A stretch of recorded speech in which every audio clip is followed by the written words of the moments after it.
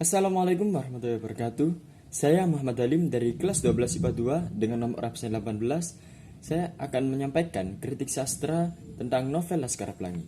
Novel Laskar Pelangi merupakan novel karya Andrea Hirata. Saya sangat merekomendasikan novel ini untuk teman-teman, terutama dalam kalangan pelajar, untuk membaca novel ini. Karena novel ini dapat memberikan motivasi dan semangat juang yang tinggi untuk mencari ilmu.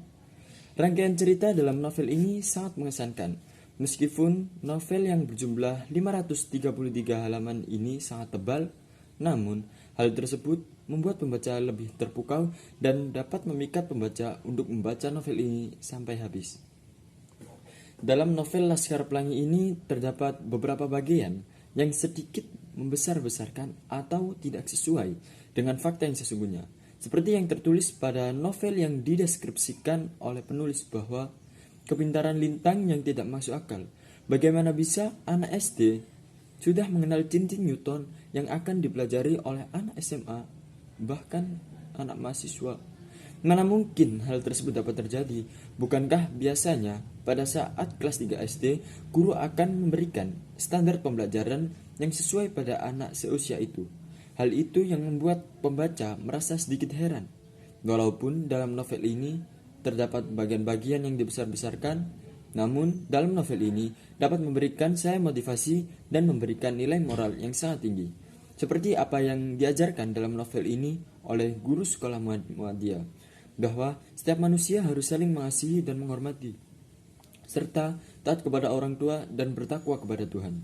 Tak hanya itu, semangat anak sekolah yang rela harus menempuh jarak puluhan kilometer untuk mencari ilmu dan tidak terlintas dalam pikiran mereka untuk membolos sekolah, serta kekompakan ke-10 murid sekolah Muhammadiyah yang kemudian dinobatkan Ibu Mus sebagai Laskar Pelangi.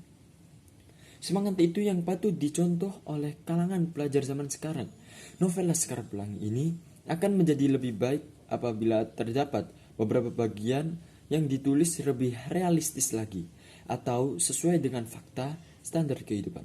Seperti anak kelas 3 SD yang belajar sesuai dengan standar belajarnya di sekolah dan sebagainya. Tak hanya itu, novel ini juga masih terdapat kata-kata yang sukar untuk dicerna. Akan lebih baik lagi jika kata-kata yang ditulis dapat memudahkan pembaca untuk membaca dan merasa nyaman dalam membaca novel ini.